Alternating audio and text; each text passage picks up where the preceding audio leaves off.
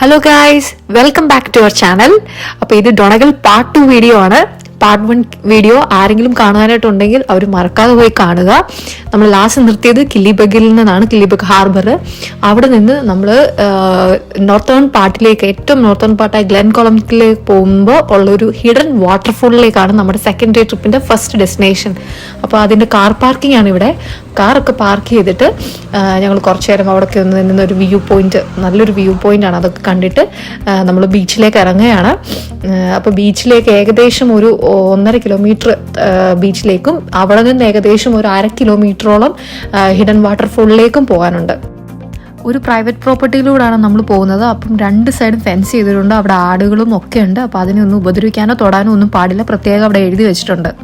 അപ്പം നമ്മൾ ബീച്ചിൽ ഇറങ്ങിയൊക്കെയാണ്. ബീച്ച് ഒരു രക്ഷയില്ല, നല്ല അടിപൊളി ക്ലിയർ വാട്ടർ ബീച്ചാണ്. അപ്പോൾ ഇവിടുന്ന് നമ്മൾ ഏകദേശം അങ്ങേ അറ്റം വരെ പോകണം, ആ കണ്ടേ. അപ്പം മൊത്തം കല്ലാണ്. അപ്പം വേലികയറ്റത്തിൻ്റെ സമയത്ത് ഇത് ഫുൾ വെള്ളം കയറി മൊത്തം ഇത് കവറാവും. അപ്പം ഒത്തിരി സേഫായിട്ട് വേണം പോകാൻ. കുഞ്ഞുങ്ങളെ കൊണ്ടൊക്കെ പോകാൻ ഭയങ്കര എന്നാ പറയുന്നത്, ഒത്തിരി ഈസി ആയിട്ടുള്ളൊരു കാര്യമല്ല. നമ്മുടെ കൂടെ ഒരു യുക്രൈനിയൻ ഫുൾ ഫാമിലി ഉണ്ടായിരുന്നു, 10-12 പേരിൽ കൂടുതൽ. അപ്പം നല്ലൊരു കമ്പനി ആയിരുന്നു അവർ. അപ്പം നമ്മൾ മുന്നോട്ട് പോവുകയാണ്. കണ്ടോ, ഇവിടെയൊക്കെ ഭയങ്കര തെന്നലാണ്. നമ്മൾ ഒത്തിരി സൂക്ഷിച്ച് വേണം, ടൈം എടുത്ത് സൂക്ഷിച്ച് വേണം ഇവിടെ പോകാനായിട്ട്. അപ്പോൾ ഇവിടെ കയറുന്നതിന് മുന്നേ, ബീച്ചിൽ നമ്മൾ ഇറങ്ങി വാട്ടർഫോളിൽ പോകുന്നതിന് മുന്നേ നമ്മൾ ടൈഡിൻ്റെ ടൈം ശ്രദ്ധിക്കണം, അത് നമ്മൾ നോട്ട് ചെയ്യണം. പിന്നെ നമ്മുടെ ഷൂസ് ഒത്തിരി ഇമ്പോർട്ടൻ്റ് ആണ്. ഷൂസ് ഈവൻ ഞങ്ങൾ അത്രയും നല്ല ഷൂസ് ഇട്ടിട്ട് പോലും നമുക്ക് നന്നായിട്ട് തെന്നുന്നുണ്ടായിരുന്നു.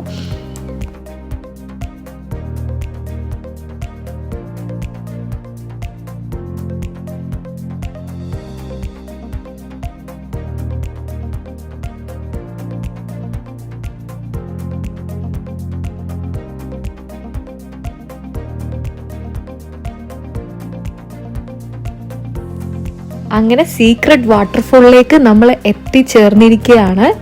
അപ്പോൾ ഇത് ഒരു ഗുഹയ്ക്കകത്താണ് ഈ സീക്രട്ട് വാട്ടർഫോൾ. ഇതിൻ്റെ മുകളിൽ നിന്ന് ഒരു ഉറവയുണ്ട്, അതിൽ നിന്നാണ് ഇത് വരുന്നത്.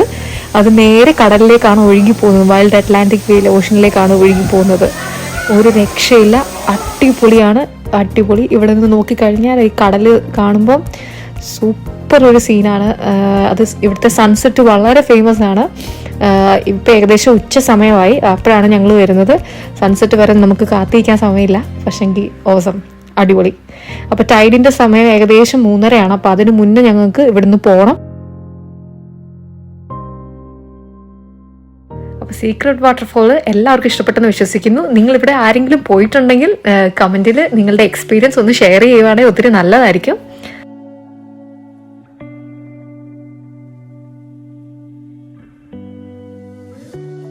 നമ്മുടെ കൗണ്ടി ഡൊണഗൽ ട്രിപ്പിന്റെ ലാസ്റ്റ് ഡെസ്റ്റിനേഷനിലേക്ക് എത്തിയിരിക്കുകയാണ്.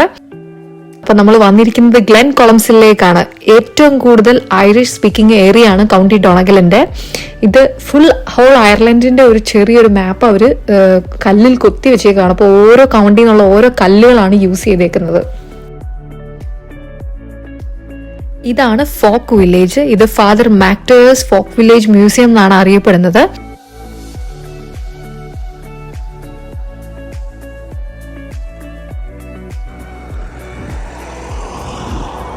ഫോക്ക് വില്ലേജ് കയറുന്നതിന് മുന്നേ അതിന് വേണ്ടി പാസ് എടുക്കണം. നമുക്ക് അകത്ത് പോയി ഇതിന്റെ ടിക്കറ്റ് എടുത്തിട്ട് വരാം. അപ്പോൾ ഇവിടെ ചെറിയൊരു ക്രാഫ്റ്റ് ഷോപ്പും ഉണ്ട്. അപ്പോൾ ഏകദേശം 100% ഹാൻഡ് മെയ്ഡ് പ്യുവർ സാധനമാണ് ഇതിന്റെ സ്വെറ്റേഴ്സിനും എല്ലാത്തിനും യൂസ് ചെയ്തേക്കുന്നത്. കോസ്റ്റ്ലി ആണെങ്കിൽ കൂടി ഇതിന്റെ മെറ്റീരിയൽസ് ഒരുപാട് നല്ല മെറ്റീരിയൽസ് ആണ് യൂസ് ചെയ്തേക്കുന്നത്. ഏകദേശം ഈ സ്വെറ്റേഴ്സിനൊക്കെ 100 യൂറോളം വരും. പക്ഷെ അവരുടെ ഹാൻഡ് മെയ്ഡ് സ്വെറ്റേഴ്സ് ആണ് എല്ലാം. ക്രാഫ്റ്റ്സും ഒത്തിരി ഉണ്ട്, ഒത്തിരി അധികം അകത്തുണ്ട്. ടിക്കറ്റ് ഒക്കെ എടുത്തിട്ടുണ്ട്. നമുക്ക് എന്തായാലും കോട്ടേജിലോട്ട് പോകാം. ഒരു അഡൽറ്റിന് 6.5 യൂറോയും പിന്നെ പിള്ളേർക്ക് ചിൽഡ്രൻസ് അപ് ടു 14 ഇയേഴ്സ് 3 യൂറോമേ ഉള്ളൂ. ഫാമിലി 2 അഡൽട്സ് 2 ചിൽഡ്രൻ 16.50 അത്രയാണ് ഇതിനുള്ളത്.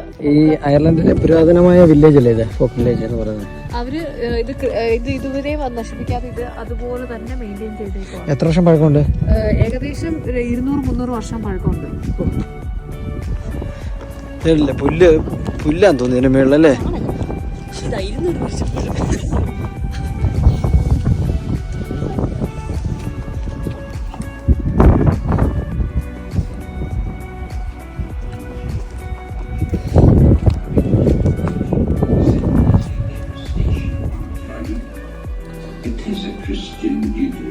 ഞാൻ അടുത്തേക്ക് കൊച്ചേട്ടൻ ഇവിടെ ഇരിക്കുമായിരിക്കും.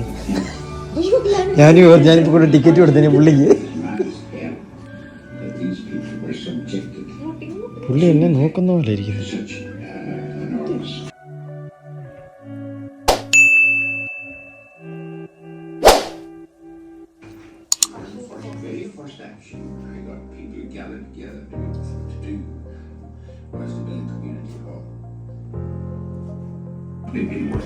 നെക്സ്റ്റ് എന്ന് പറഞ്ഞത് കോട്ടേജ് നമ്പർ 2 ആണ്. അത് 1850 സ്കൂൾ ഹൗസ് ആണ്. ഇതല്ലേ സ്കൂൾ? ഇതെന്ത് ഇങ്ങനെ ഇതിന് ഇച്ചിരി ഇതാണല്ലോ, പെയിന്റ് ഒക്കെ അടിച്ച് സെറ്റാക്കി വെച്ചത്.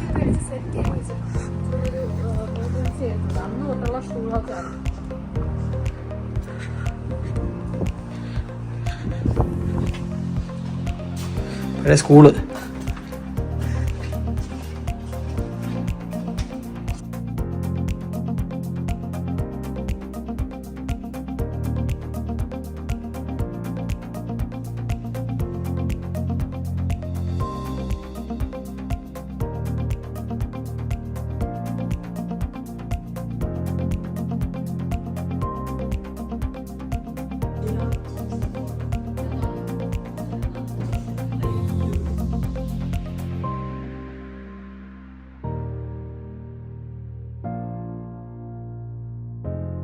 മൂന്നാമത്തെ ഡൂയി കോട്ടേജ് അപ്പുറത്ത്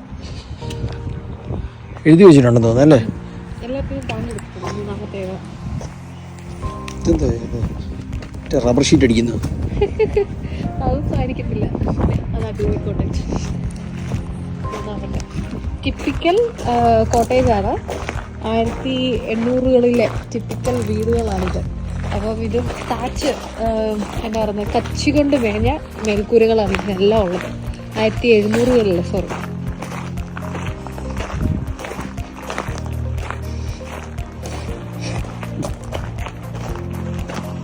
ഇതിന്റെ പ്രത്യേകത എന്ന് പറഞ്ഞു കഴിഞ്ഞാൽ 3 ലെയറാണ് ഇതിന്റെ തറയ്ക്കുള്ളത്. ആദ്യം ടിമ്പർ, ചന്ദനം കൊണ്ടുള്ള തറയാണ്. അത് ആദ്യം ഇത് ചെയ്യും. അത് കഴിഞ്ഞിട്ട് മഡും ക്ലേയും ഉപയോഗിച്ചാണ് സെക്കൻഡും തേർഡ് ലെയറും ഇടുന്നത്. ഇങ്ങനെയായിരുന്നു ഇതിന്റെ ലെയർ എന്ന് പറയുന്നത്. നമ്മളെ കച്ചി വെച്ചിട്ട് കയറുണ്ടാക്കി.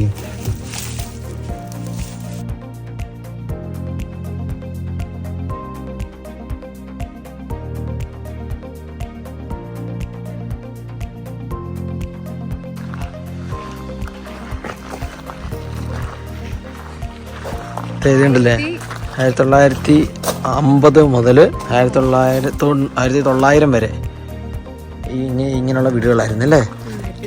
കോട്ടേജ്. ഓരോന്നിനും ഓരോ പേരുകളും എല്ലാം ഉണ്ട്.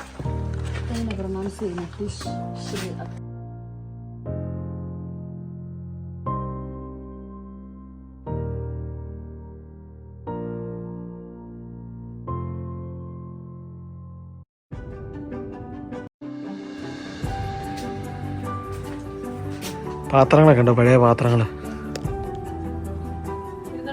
ഭരണി. ഇത് വൈനൊക്കെ ഉണ്ടാക്കുന്നതെന്ന് തോന്നുന്നല്ലേ? ആ അതെ, ഇത് കണ്ടോ, മറ്റേ തടി ഇറക്കുന്ന സാധനം. കൊതുവിനെ അടിക്കുന്ന മാറ്റോ എന്തി? അത് കൊതുവിനെ അടിക്കുന്നതല്ല.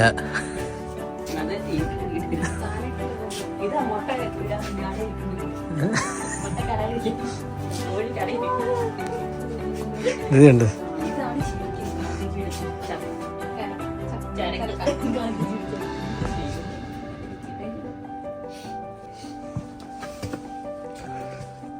ഇത് ഇച്ചിരൂടെ 2 പേർക്ക് കിടക്കുന്ന ബെഡാണോ ഇതാണോ?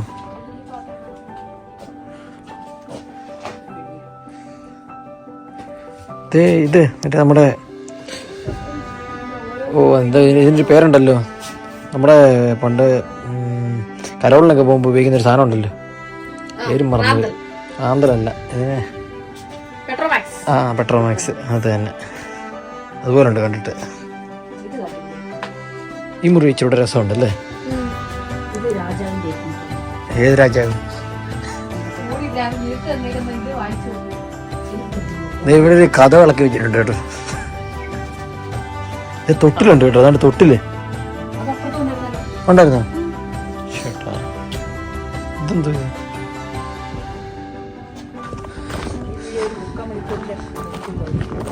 ആ ഇത് കുറച്ച് നീളമുള്ള വീട്.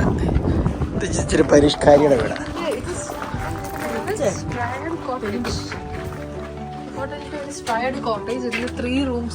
ആ ഇത് അയ്യോ അതാണ്ട് ഈ പുള്ളി ഇവിടെ ഓരോരുത്തന്മാരെ ഉണ്ടാക്കി വെച്ച മനുഷ്യനെ ഓർത്ത് മേടിച്ചു പോകും.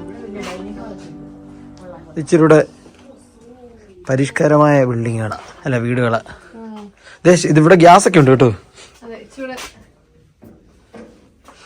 ബ്രെഡ് ബട്ടർ കുറച്ചുകൂടെ ഓർഗനൈസ്ഡ് ആണ്. പെട്രോമാക്സ് ഇതുണ്ട്, വീങ്ങിട്ട് വെക്കുന്ന സാധനം, ബാരല്, വൈൻ ബാരല്, സ്വൈനർ, പഴയ കൈ ഇടുന്ന സാധനം, മറ്റേ ഇത് പിന്നെ ഇത് ചേണ്, ഇത് ഗീ ബട്ടർ ഒക്കെ ഉണ്ടാക്കുന്ന സാധനം, ഇതിനകത്തിട്ട് കടഞ്ഞ് അങ്ങനെ ഉണ്ടാക്കുന്ന സാധനം. പഴയ റേഡിയോ അത് നമ്മൾ അവിടെ കണ്ടായിരുന്നു. വാഷ് ബേസിൻ, ഒരു അപ്പച്ചൻ ഇരിക്കുന്ന വീഡിയോ വലിച്ച് മ്യൂസിക്കാ വയലിനൊക്കെ വെച്ച്.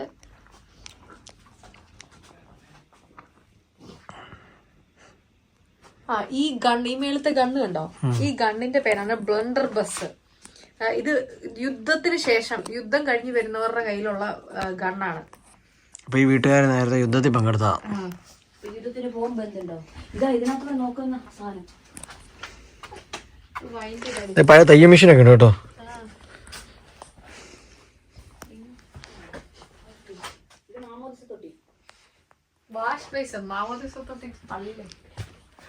ഇതെന്തത് ഈ കിടക്കുന്നത്? രാജകുമാരി ഡ്രസ്സൊക്കെ ഇതാ. ഇതെന്ത് സാധനമാണ് എനിക്ക് മനസ്സിലാവുന്നില്ല. രാജകുമാരി ഇട്ടോണ്ട്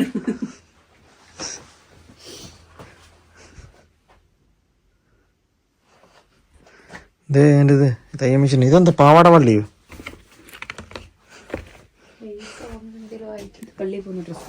ഇതോ ആര് പറഞ്ഞു? ഹാലോവിൻ്റെ ആയിരിക്കും. അപ്പുറത്തെ മുറി കണ്ടില്ലല്ലോ. അപ്പുറത്തെ മുറി ഇട്ടു. അടിപൊളിയാ പാത്രങ്ങൾ.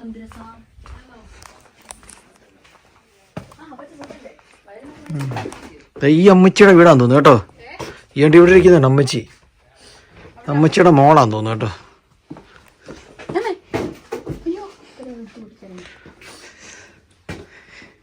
തെള്ളി താഴെ ഇട്ടിട്ടുണ്ടല്ലോ. മറ്റേ ഫ്രണ്ട്സിൽ പറയുന്ന പഴയതായിരുന്നു.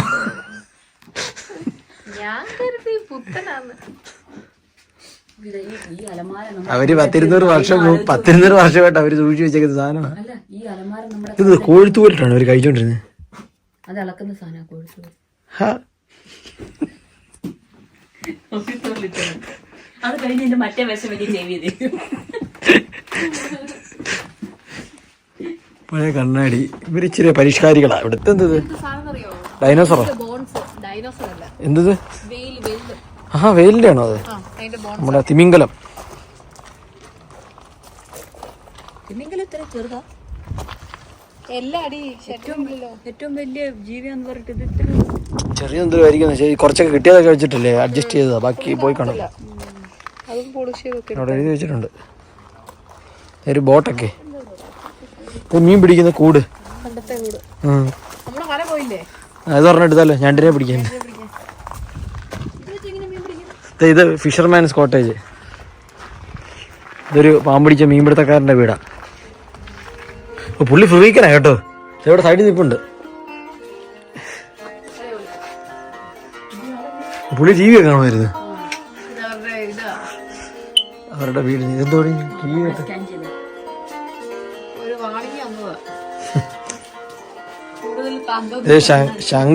ശംഖുണ്ട്. അവിടെ സോപ്പൊക്കെ ഉണ്ട് കേട്ടോ.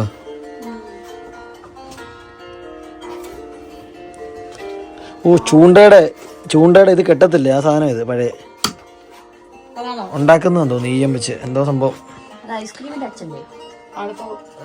പുള്ളി ഇതുണ്ട് വീട്, കയറ്.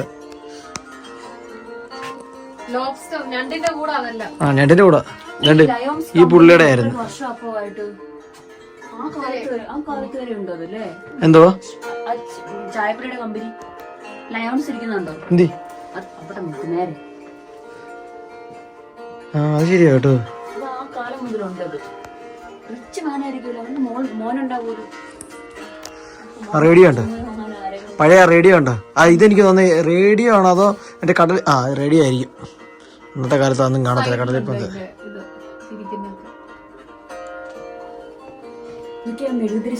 ഇത് പിള്ളേരെ തൊട്ടില്ലല്ലേ പിള്ളേരെ കിടത്തുന്നത്. പഴയ ടേബിള് രസമുണ്ടല്ലേ. ഇത് പഴയ പബ്ബായത്, 200 വർഷം മുമ്പത്തെ പബ്ബ്.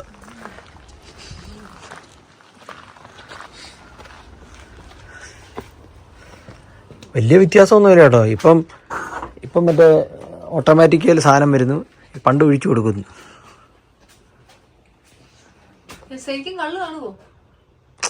ചുമ്മാ കലക്കി വെച്ചിരിക്കും. അന്നോട്ടേ എഴുതി വെക്കുന്നുണ്ട് കേട്ടോ, സ്മോക്കിംഗ് കിൽസ്. നോക്ക്, അന്നോട്ടേ എഴുതി വെക്കുന്നുണ്ട്. ഓ, വീട്ടൊക്കെ ഇങ്ങനെയാണ്. ഗ്രോസറി ഷോപ്പിലും ഇങ്ങനൊക്കെ ആയിരുന്നു. എനിക്ക് വന്നേ അടിച്ച് ഓഫായി കഴിയുമ്പോൾ വീട്ടിലോട്ട് വിളിക്കാനാണ് തോന്നുന്നത്. വീട്ടിൽ വിളിച്ച് കൊണ്ടുപോവാ. പബ്ബിന്റെ ഒരു സൈഡില് ഗ്രോസറി അല്ലേ? അപ്പം ഇതാ സാധനവും മേടിച്ച് അടിച്ചിട്ടും പോവാം. ഇത് അന്ന് യൂസ് ചെയ്ത ഇത് വെയിറ്റുകളാണോ?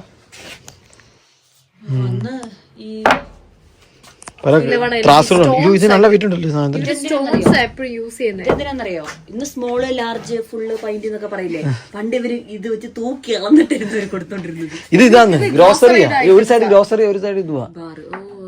അപ്പം സാധനം മേടിച്ച് മറന്നാലും സാധനം ഉണ്ട്, ഇവിടെ ഉണ്ട് ഇപ്പുറത്ത്. ഇത് ചാരായം മാറ്റുന്നതാന്ന് തോന്നുന്നു കേട്ടോ. ട്യൂബൊക്കെ ഉണ്ട്. ഇത് മറ്റേ ഇച്ചിരിയുടെ VIP-കൾക്ക് ഇരിക്കാനാ. നമ്മൾ മുമ്പ് കണ്ട വീട്ടിലെ പുള്ളിയൊക്കെ ഇവിടെ വന്നായിരുന്നു ഒന്നും അടിക്കുന്നത്. എല്ലാവരും പാത്രങ്ങളൊക്കെ വെച്ചിട്ടുണ്ട് കേട്ടോ. നമ്മുടെ വീട്ടിൽ ഇടിക്കാൻ വെക്കുന്ന സാധനല്ലേ, അതുപോലെ തന്നെ ഇവർക്കും ഉണ്ട്. ഇവര് ടച്ചിങ് സപ്പ പരച്ചരിച്ചു. അന്നത്തെ സാധനം കൊടുത്തിട്ട് അരച്ചാളെ തന്നെ കള്ളിച്ചാപ്പില് മാതാവിന്റെ ഫോട്ടോ. ഒരു കളിയില്ല, ഇപ്പഴവര് മറന്ന്. 12-year-old വിസ്കി, അത് അന്നത്തെ ഇതാ. ഇതൊക്കെ ഉണ്ട്. ഇതിന്റെ കുപ്പി അടപ്പ് തുറക്കുക, ഒട്ടിച്ചു വെച്ചേക്കും. ഇനി അതൊക്കെ താഴെ വീണ് പൊട്ടി. ഞാനിവിടെ പാത്രം പിന്നെ തുടയ്ക്കാൻ ഇതുണ്ടോ ഈ കോട്ടേജിന്റെ കോല ഇങ്ങനെയായിരുന്നു, അവരത് റീസ്റ്റോർ ചെയ്ത് ഇപ്പൊ ഇങ്ങനെ ആക്കിയതാ, പ്രിസർവ് ചെയ്തതാ. സംഭവം എന്തായാലും കൊള്ളാം. നമ്മുടെ നാട്ടിൽ കള്ളിഷാപ്പിൽ മറ്റേ കള്ളു കൊണ്ടിരുന്ന പോലെ സാധനം. അപ്പൊ ഫോക്ക് വില്ലേജിലെ കാഴ്ചകളൊക്കെ കണ്ടു കഴിഞ്ഞ് ഞങ്ങള് ഗ്ലെൻബേ ബീച്ചിന്റെ ക്ലിഫിലേക്കാണ് പോകുന്നത്. അപ്പൊ ഈ ഫോക്ക് വില്ലേജിന്റെ തൊട്ട് താഴെയാണ് ഗ്ലെൻബേ ബീച്ച്. ഈ ഗ്ലെൻബേ ബീച്ചിനെ ഡൂയി ബീച്ച് എന്നും പറയും, ബ്ലൂ വാട്ടർ ബീച്ച് എന്നാണ് ഇതിനെ പറയുന്നത്. അപ്പൊ ഏകദേശം കൗണ്ടി ഡോണഗലിൽ 100 ബീച്ചുകളോളം ഉണ്ട്. ഇതെല്ലാം ഒന്നും ഇന്ന് എക്സ്പ്ലോർ ചെയ്യാൻ പറ്റത്തില്ല. അപ്പൊ അതിൽ 2-3 ബീച്ചേ ഇന്ന് ആകെ കണ്ടിട്ടുള്ളൂ. അപ്പം ഈ ക്ലിഫിന്റെ വ്യൂ പോയിന്റ് എന്ന് പറയുന്നത് വളരെ സൂപ്പർ ഒരു വ്യൂ പോയിന്റ് ആണ്. അവിടേക്കാണ് ഞങ്ങൾ നിങ്ങളെ കൂട്ടിക്കൊണ്ടു പോകുന്നത്.